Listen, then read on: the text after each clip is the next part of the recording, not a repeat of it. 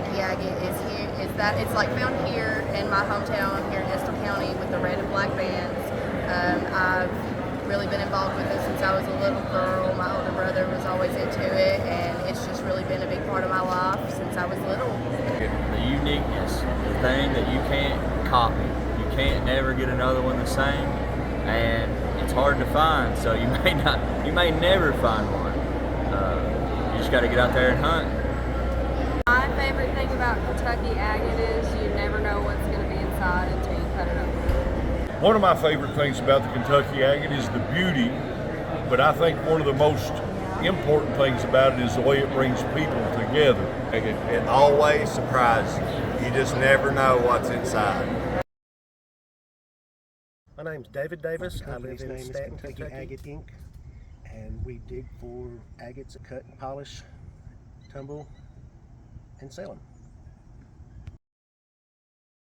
I've always collected rocks and arrowheads growing up, and I've always known about Kentucky agate. But about 15 years ago, my kids were young. They were both outdoors kids, and I was looking for something else to do with them. So I took them to the rock show in Irvin. Ended up going to the creek a few times. I got hooked and they didn't. So here I am. But they still enjoy getting that. Red and black Kentucky agate is one of the most rare agates in the world. To cut one basic red rock, we have to cut at least 100. Most of those contain no agate at all, or different colors that aren't as desirable. So all the red and black rocks basically have fractures, as them being formed in sediment and the movement of the ground over the years. If we find a big rock that has a crack in it that we can pop with a screwdriver, 7 out of 10 times it'll be red on the inside. So it's very, very expensive due to the rarity. 20 years ago, basic red rocks were $100 a pound, and that's still the same price. So with less fractures, more color and size, the price goes up. $2,000 to $3,000 is the highest that I've sold. I have some that I won't sell that are worth a lot more. I've heard stories of $10,000 rocks.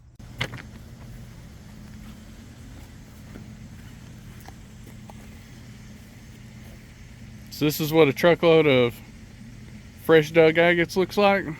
Been rained on once, a little mud rinsed off, but they sure come with a lot of mud. Here's one. It might be red. This is one I popped with a screwdriver, like I was talking about. If you can pop them, they're red a lot of times. They fall apart.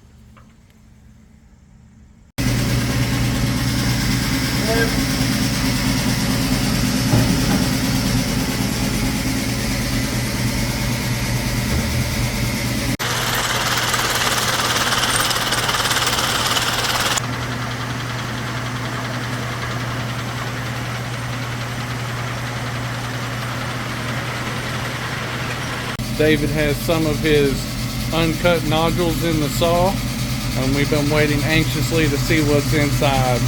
You have to be patient if you cut rocks. Sometimes I'm not. Here we go. Let the blade quit turning.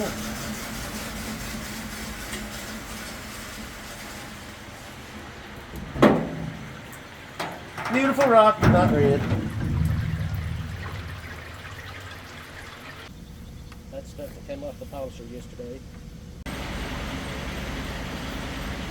Rolland McIntosh here. I belong to the East Kentucky Gem, the Mineral and Fossil Club. It's one of the founding fathers of it. One of the most interesting things about Kentucky agate that it has many different forms and colors besides the red. And over the period of years, I've been more concentrating in that direction than just collecting the red. We have a lot of beautiful other colors. Got some yellows and oranges and the purples and some very light green colors occasionally mixed in there with it. And there's many different forms of agate that we have here in Kentucky. There's different patterns. Saginite is one of them. We have plume agate here. We have, just like I said, a lot of different forms of agate. It's generally in this area in a geode form, and it's composed of silicon dioxide and some other minerals. And it's not known exactly how it formed, but generally it's formed in a hollow that's left from the inland sea millions of years ago, and it's filled in with silica in some form, which nobody knows at the moment how it was done, and then it was exposed later times after the mountains were uplifted, and we shifted from down below the equator to up here where we are now. This is a Kentucky red agate, and it's the most sought after color. It has been since I've been hunting it. A lot of people are very obsessed with having some of it. Very, very desired color of agate. It has very unique patterns. There's a couple of geodes. This may not be agate. You can't ever tell whether it's going to be agate inside until you cut it. And this is the matrix that it was formed in right here. These particular pieces were formed in this matrix right here. I saw a guy that had a belt buckle on and asked him what it was made out of, and he said agate. From there on, I just got interested in it, started doing research. I've been doing this since 1978. Well, I'm not quite. There were people who have been hunting 4 or 5 years before I started, maybe even 7 or 8 years before that. But I'm one of the few left that started back at that time.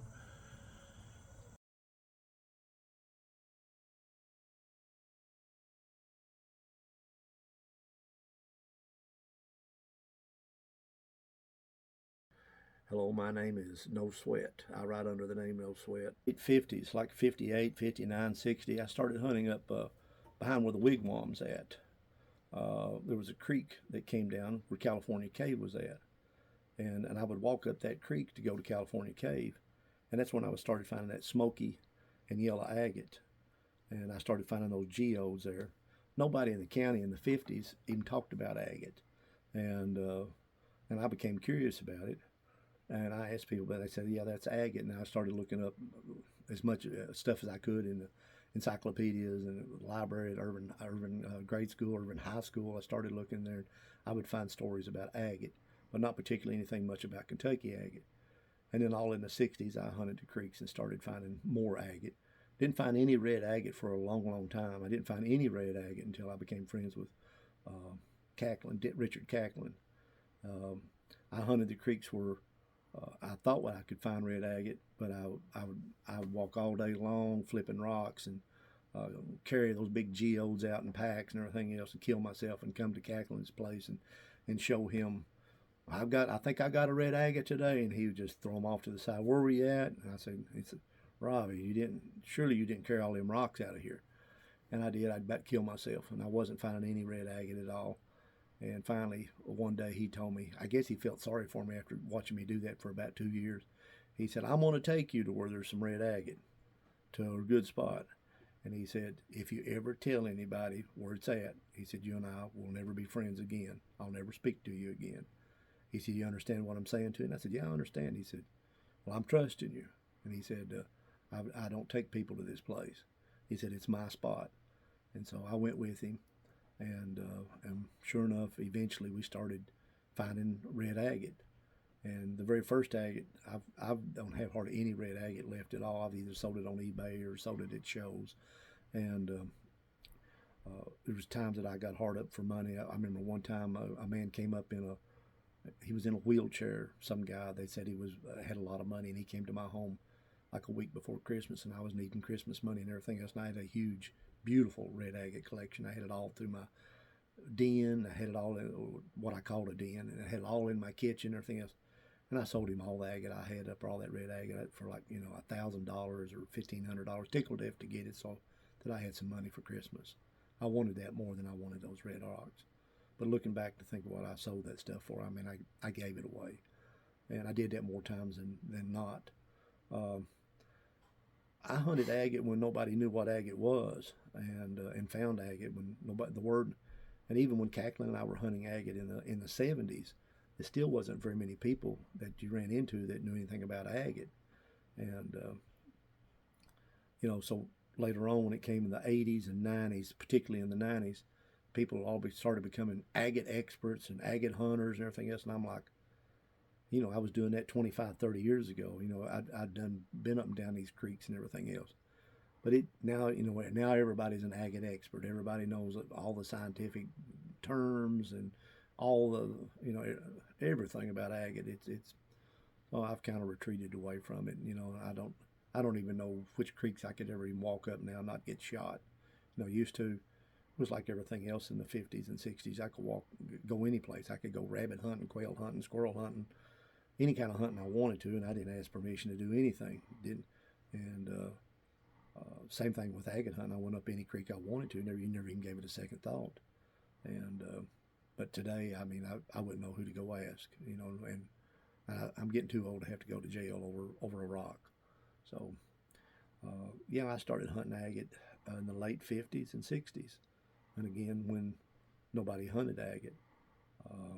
And like I said, the first agates I found were real nice geodes, smoky and yellow.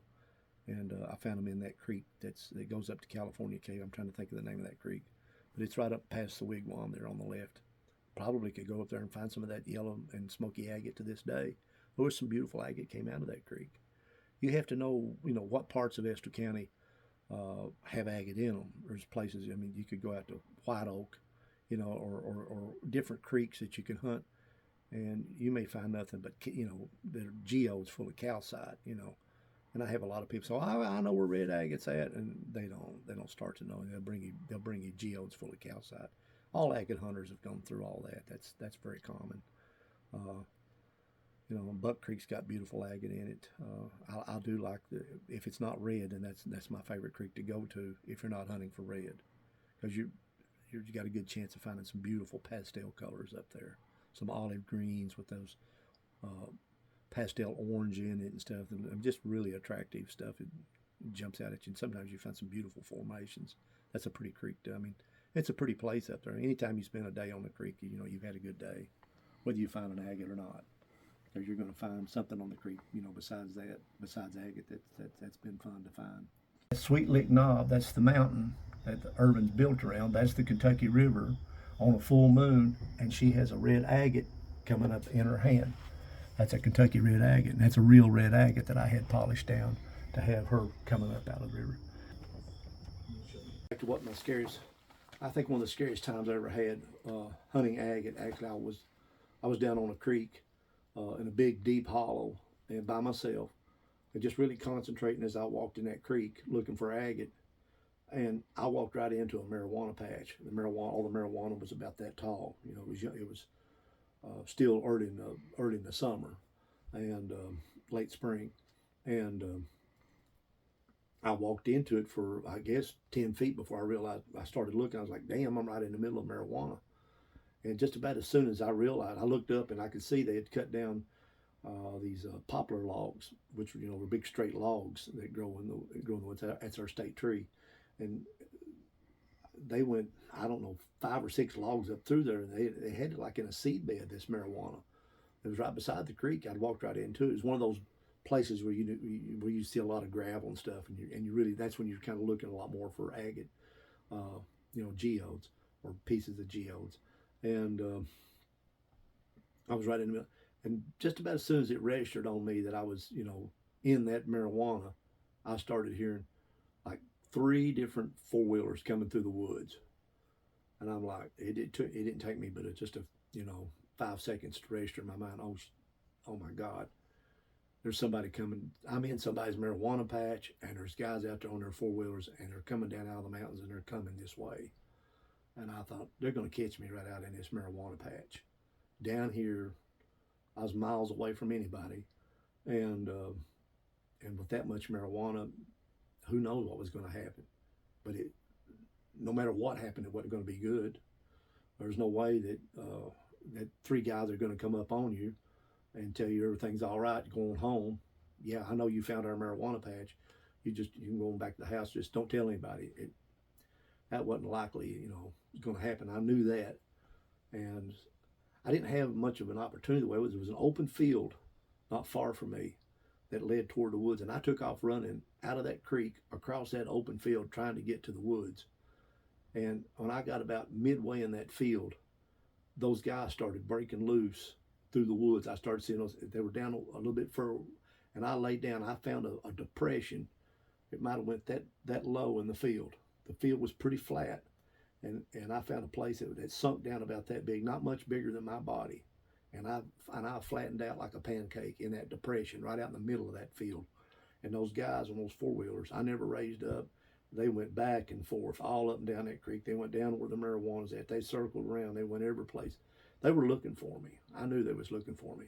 They knew that somebody was in the woods because I had parked not too far up on the mountain and come down off there. They'd figured somebody in a van had parked up there and he probably was down on that creek and probably was going to find their marijuana. And my heart was beating out of my chest because I knew it wasn't going to be good, whatever was going to happen out of it. And they got really close to me. I mean, they come by in that four-wheeler so close, so many times. And finally, I'd say close to a half hour went by. They gave up hunting for me, and they went back up into the woods. And I finally, after a while, I raised my little head up and got back up in the woods. And when I went to my van, it was at night when I got to the van, and I stayed about 75 yards away from my van before I went into it. I figured they might be out there around my van hiding with guns or something. And I waited, I didn't hear a sound, and I got about another like 50 yards, and I hunkered down. I stepped just like an Indian would. I didn't rustle a leaf or step on a stick or nothing. I was always good in the woods. I mean, I stayed out in the woods all the time. And when I got to the van, I started it up and got out of there. And that was one of the scariest times that I ever had hunting agate, because I knew I was going to get killed on that day if they found me. And I just, by the grace of God, I found that little depression in that field. And just by luck, they just didn't happen to come over that one spot in that field. I've had a couple of times that scared Dick Cacklin and I. We'd be digging, we had our mine. You know, that's one facet of hunting agate that's scary, is getting killed, you know, over agate by marijuana hunters. Another one is actually getting killed while you're digging, physically digging for it. Because when you start digging out of what we call a mine, like Dick and I had our mine up there, you start digging into the side of a mountain. And we dug with picks and sledgehammers and iron diggers and shovels that had little bitty spade-like shovels with small heads on them. If you're going to dig all day long, you'll wear yourself out. I mean, swinging a sledgehammer will wear you out. Dick would dig for 5 minutes and quit. I'd dig for 5 minutes and quit. I mean, you get tired after 5 minutes of it. And we would do that all day long. And you know, when you hit an agate, it makes a different noise when it's in the matrix. You'll be hitting into that shell. It's a thud, thud, thud, and then all of a sudden you hit into an agate, that, you know, a geode, and it makes a little glass noise, a different noise, a little tingle like you're hitting brass or something, not like that, but it's a different noise, a lighter noise. And so you'd stop, you know, and that's when you get your rock hammer out and you start, you know, going around. It may take you 2 days to dig a geode out with a rock hammer. And a lot of times it was scary because we might hit one of those geodes that would have enough overburden. We might have 6 foot overburden. In other words, you had to go underneath for 6 foot to get that agate out. And you'd be laying on your belly or on your side with a rock hammer, and the slightest little, you know, cave-in drop, you're dead. And we had at times, we had several cave-ins where they'd drop with a rock out there to dig by myself, in my 70s now, and I was digging along one part of the trench that was about 6 foot, and it was vertical, perfect, and it was a dry day. I didn't even dream that that wall would even give at all. And I was digging, and I mean, in 1 second, the wall caved in and covered me all the way up. This happened last year on me, you know, me and my 70. It covered me up except for this arm and my head. This part of the rest of me was buried up in about 5 to 6 feet of dirt, and it almost went into shock. I could breathe, and I had a knife that I'd been digging with, a World War II bayonet, and I started digging out around my chest where I could breathe, and I dug out where I could start breathing. And what was scaring me more is that the dirt that had fell over me had me complete. I couldn't budge. I couldn't do nothing. I could move my arm, and I could breathe, but I could see that there was getting ready to be another cave in. Usually when dirt falls, a lot of times another big chunk of dirt will fall. I mean, I've been digging all my life, and I've had that happen. Usually, if you're digging, you'll get a little trinkle of dirt that'll fall first. Just a little, and you better jump back, because that's letting you know they're getting ready to have a cave in. Hello, my name is Taylor Fansteel. I'm co-owner of Rocks and Things LLC. welcome to the table. I got a couple really cool rocks to show you. Kentucky agate's something special in the fact that it's varied. Every single mountain draw has a slightly specific color. So when you look at this table here, I have a varied representation of what you can find and where. We got some from all over the county, and we even have a special one from Lee County. I love that area. Very low odds. So when you come to Kentucky agate, people like to look for size, and besides size, they also like to look for color and fractures. A highly coveted Kentucky agate be big enough to look at from a distance. Black and red, fracture free. Stuff like that's pretty much impossible to come by. So we take what we can get. For example, right over here, a very large agate, the slightest band of red, but I was just tickled to death to find this. Even though it's all beat up, it's special to me, especially because it has a huge smoky quartz pocket full of trace minerals. Kentucky agate can have a huge combination of stuff intermixed inside. Commonly found as gothite, marcasite. Very rarely you could find malachite.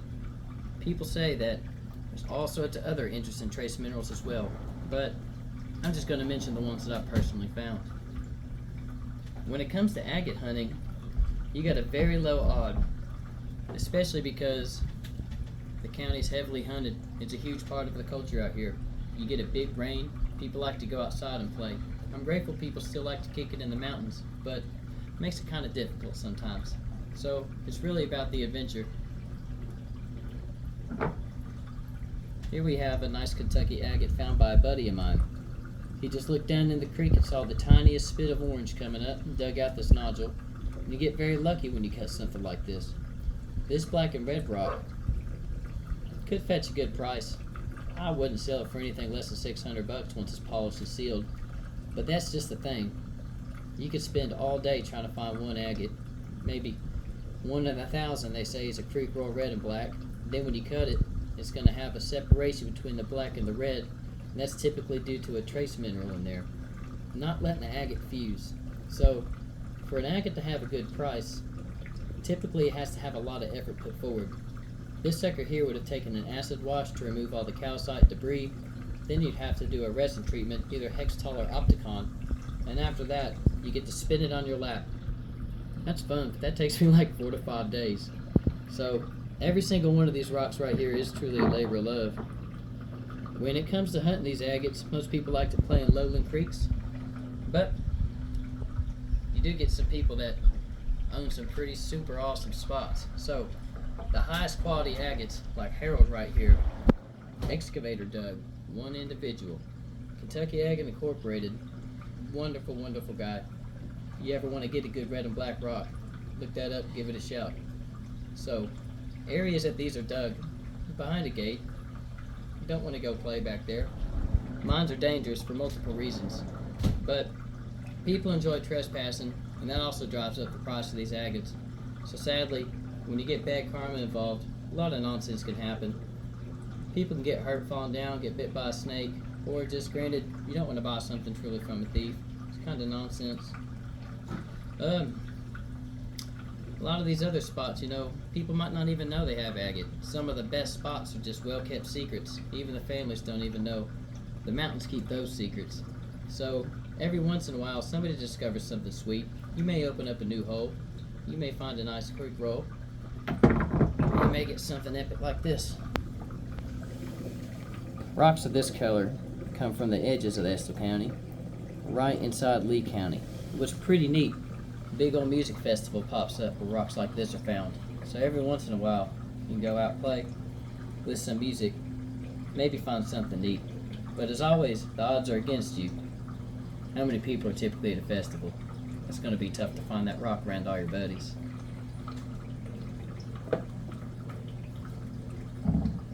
Kentucky agate does sometimes come as a fossil. As you can see here, I theorized that this is a blowed out fossil. From the shape, it could have been a horn coral. See that nub? Or it could have been a brachiopod. So we have two specimens right here that show the same formation.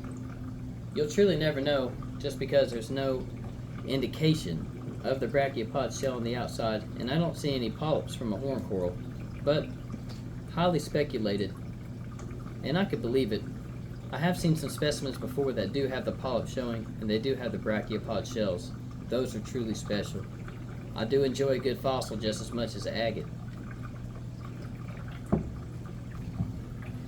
I think one of the most special parts about the Kentucky agate, though, is the fact that it can bring you and your friends together. So these suckers are so hard to find that we like to hunt in partner style. So whenever I go out in the woods with a buddy of mine, we might find one rock, let's say in a 7-mile walk. That's kind of how it was this last weekend. My buddy was tickled to death to find it. I took him to the spot, and I'm grateful that once we cut it, he'll get to pick half, I get to pick half. Everybody gets to win. If there's multiple people on the trips, you can take out some slices. There's always going to be a pecking order. There's always going to be a prettier piece. But at the end of the day, it's just a blessing to be able to get a chunk of something. This rock's one of my favorites. My wife bought it for me at the Mountain Mushroom Festival a few years ago for my birthday. Some people call it the Electric Dancing Lady Rock. I just say it's plumb gorgeous. Kentucky agate, y'all. Truly something special. You can go outside, you go run these hills, and you come across some real historic outlaw mines. People tell stories about how they've been hunting this stuff for 40 years, just digging giant holes on the side of the hills. They go find the little points on the mountains and go pull them out. And you find them in the most precarious places. You seem to find them up in national forest lands when you're going for a hike, or at the back of your friend's yard when he's least suspecting. And that's some riffraff right there. A lot of individuals like to go pull these things out the hills, but I don't think that stuff's done too much anymore. The hill that we found the other day, that outlaw mine, was taken out about the size of my kitchen, but it's been grown over for years. And I've been checking on it for about 4. No one's ever opened it back up. But it's just neat to see the stuff that rolls out. I reckon a lot of individuals just like to go up and piddle about. Most of these outlaw mines are open up in old logging trails. People just seem to stumble across a real cool color of earth, just piddle about, and dig right in. That right there is pretty dangerous for those driving and for those walking. Even though you fill the hole back up, you get an area of soft silt and clay right in the middle of that matrix. It'll wash out eventually. Take a car, or people climb so far back in the hills under that overburden and get so greedy that Devil Rock will take you.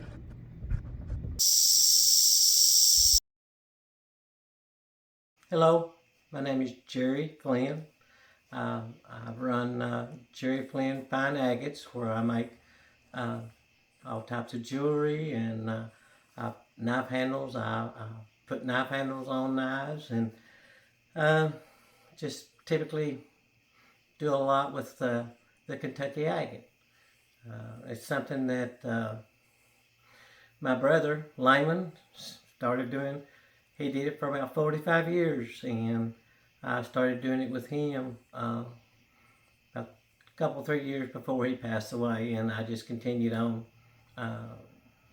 with, I guess, his legacy and making the Kentucky agate jewelry. And I love to hunt it, and I have a complete shop where I cut my own slabs, cut my own rock, make my own cabs, and I also do metal work, putting the sterling silver stuff, setting them and stuff. So it's been very enjoyable, and I'm glad to get to show you some of the things that I do today.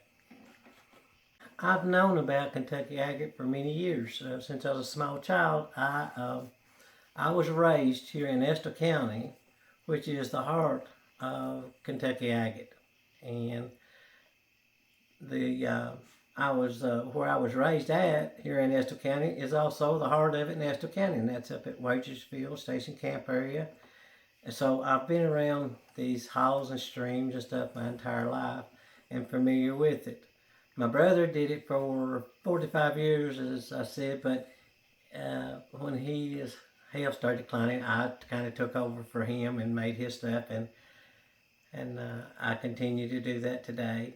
And it's been something that I really enjoyed and learned a lot about.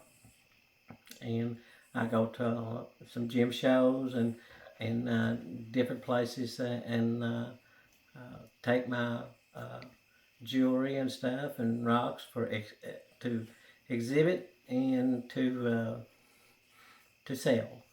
So I mainly got into it with my brother, and it's just something that, like him, I learned to have a love and a great passion for doing. And I'm always trying to, each piece I'm trying to find a way to make something different and something that not everybody makes. And I feel like I've been fairly successful at that and doing that, and I just really enjoy it. As I said, I got started with this with my brother Lyman Flynn, and he was known as the Agate King. He did this for about 45 years before he passed, and he was one of the two guys that got the Kentucky Agate made as a state rock. He got it through the legislature and everything to make the agate the state rock. He traveled a lot. He went internationally, Germany and places like this where these big rock clubs. They would have him to come there and give seminars and bring a display of his Kentucky agate, and no doubt he had one of the most, if not the most beautiful collection of Kentucky agate in the world. And matter of fact, he had one rock that was called the Duck Rock that has been said to be the most famous Kentucky agate in the world. And probably no doubt that it is the most famous agate in the world. So he was, he had a great passion for it. And he did it. And that's what he did all the time. Once he retired, he was just constantly making jewelry and cutting rock, hunting rock. And he loved to take people on rock hunts. He loved to teach people about Kentucky agate, as I do. And I have met so many people in the past 3 years that knew him and always tell me tales about something that they remembered about him, something that he did where he took them rock hunting, or they would come to his shop and he would work on pieces and teach them things. And he really liked for people to learn about it and get involved in it and get interested in it, and to do a lot of, to make the jewelry and finish the agate. And he was a great ambassador for the Kentucky agate.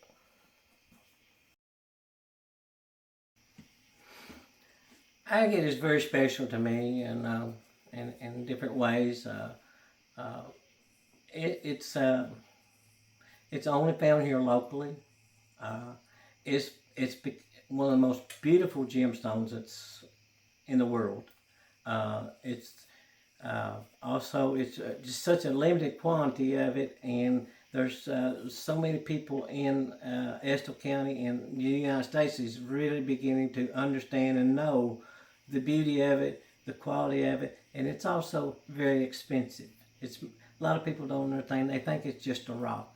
It's not just a rock. It's a special gem, and it is in very small quantities that you're going to find. You can go out and hunt for 2 or 3 days and not even see a Kentucky agate land there. And so when you do, you know, you're really thrilled about it. And it really does a lot for our county. When we have our gem shows and stuff, Estill County being the heart of Kentucky agate, people know that Kentucky agate, they summarize it with Estill County. And we have gem shows the gymnasium is just completely filled with vendors and all kinds of no doubt the most beautiful agate in the world is at our gem shows. And there's just a lot of participation in it, and a lot of people come here from all over the United States to get to walk through there and see that, have opportunity to buy some of it, So it's a great pride for me. You know, it's really a nice symbol for our county, and I know that it's very special to me, the memories that I had, and knowing what all my brother Lyman did for it. It's he lived it every day. It's what he did every day possible. And growing up, I grew up right next to Middle Fork, very close to Middle Fork, right there in the Wagersville area. The branch that run through our farm had agate on it. Some of the most beautiful agate. Just about every branch or hollow around that vicinity has Kentucky agate. And you can't even say that about all of Estill County, but there is different places in Estill County besides that where there's some beautiful agate found. But just to know that the heart of it's in Estill County, it gives me a lot of pride. Why do they call it Devil Rock? Well, the reason they call it the Devil's Rock is because some people do not look at it as a gift from Mother Nature, but as a gift in a sense from the devil, because they see it with a dollar sign instead of a sign of beauty, and people will lie, cheat, and steal and trespass to get to the valuable red agate. I think it's just because of that real bright, vibrant red and that real dark black. It just looks like it come from the pits of hell. Well, anything of value is going to bring out the worst in some people if they think they can get money. There's a lot of illegal hunting goes on, a lot of illegal digging goes on. A lot of those people are supporting their habits, and a lot of people are just treasure hunters like the rest of us and want to get out and find something beautiful. I also say the curse of the red rock. It seems like every time we go to dig and we're driving, it takes 45 minutes to go 4.5 miles to our dig site. Highway to Hell or Stairway to Heaven always comes on, and randomly on the radio. So if Stairway comes on, we're going to have a good day. If Highway to Hell comes on, we know that the curse of the red rock's going to happen. Flat tire, truck blow up, transmission go out, broke a tie rod in, whatever. But that's all part of the adventure. Well, I guess because some people are obsessed with it. They that's just want it too bad, want it too much. Cackling had said to me, he said, I'm going to show you where this agate's at. I'm going to take you to where I'm finding it. But if you ever, tell him, we'll never be friends again. And we stayed friends until he died. I never did take anybody. Because he said, I've never known two people ever that were good friends that started hunting agate together, red agate, going up these creeks looking for red agate and eventually finding a piece or a couple of pieces or digging it out. I've never known any two people over a period of time that stayed friends. Sooner or later, it's almost like hunting for gold. Sooner or later, one of them thinks, well, you cheated me some way. Or you stole something off of me some way. You went back up the creek when I wasn't with you. Or when we cut that rock, you got the better half, and I didn't get the half as good as you did. And you've done that 2 or 3 times, dummy. Just a million different things that people start to come up with in their heads, where eventually you start to hate each other. See that face right there? That's scary. So, a couple different reasons why you call this thing the Devil Rock. I named him Harold. Devil Rock kind of scares me, but the truth is, these suckers can bring out the worst in individuals. There's a lot of historic tales of people that covet this thing. They get weird over it. They go dig for their entire life, try to find one. Don't find one, and get mad about anybody else getting one. When you have a piece of treasure like this, that's some nonsense. I've heard stories of people having heart attacks digging these rocks. People going wild, gating up entire hollers. Those that just get mad whenever they see a red rock found that's not theirs. It brings a certain amount of energy to some people. So they say that life is frequency, everything's energy, and Kentucky agates, cryptocrystalline quartz. Quartz is a huge energy resonator, and that red in there is ferrogenous iron oxide. Don't know what frequency that stuff vibrates at, but it surely is strong enough to draw quite a sizable crowd to these hollers. Have a whole lot of people want to work with them. A lot of individuals have very large collections of these. Only a very few truly do. I'm very content to just have a couple. It's the nicest rock I've ever bought. A gift from my wife. And this one here was a gift from a friend who found it. They'll find you almost better than you'll find them.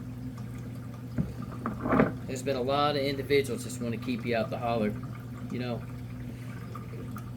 I can vibe with it sometimes, but sometimes for the reasons you want to keep out, it just seems a little greedy. It's always fun to get to go play in the creek, but it's a little rough to go run up someone's hillside, take a shovel to it. You pull that sucker out, you find a rock you can't hardly share with the world. What does that do to you? Might drive you a little insane. You sit there with the prettiest thing that nobody ever gets to see. But just look at that face. You can see the devil in it. There's a story I read online. Some individuals going up. They said the back of that holler used to be a grow field. You could think of the nonsense go down in a grow field about 6 miles back up the creek. I could see a lot of heinous karma in those hills. But these rocks do a lot of good. So take it as it comes. I've enjoyed working it. I've enjoyed using it as an art. I've enjoyed collecting it. But it's just like they say about booze. First you take the drink, then the drink takes you. First you find the nozzle, then the hills may take you back. It kind of became known as to be called the Devil Rock, because people took so many chances yet to try to sneak in and try to find something and not get caught or get, in any harm in any way. So it could be very dangerous in those times to be traveling back in these hollows and places, because some places they're miles back in there, and there's hardly any humans that were still living there. People used to live back in those, or were long gone, and it's only frequented by people that own the land. I know Dr. Thomas D. Clark. He owned a lot of land back in one of the hollows right now that has some of the most beautiful agate in the world on it, and that's Middle Fork. He became a close friend of me, and would come up, and he knew my father, he knew my aunt, and he even would come to Irvin to trade me at my Chevron station where I ran there, and we just became real close friends. And he's a very knowledgeable man, and he was a UK historian for many years, and lived to be a very old age, and was always one of the sharpest people that ever was. But he had a love for the land in these hollows, and I thought a lot of him, and he was a good friend. And but he owned a lot of Middle Fork, and now most of it has been sold out. People are even using excavators and bulldozers to be able to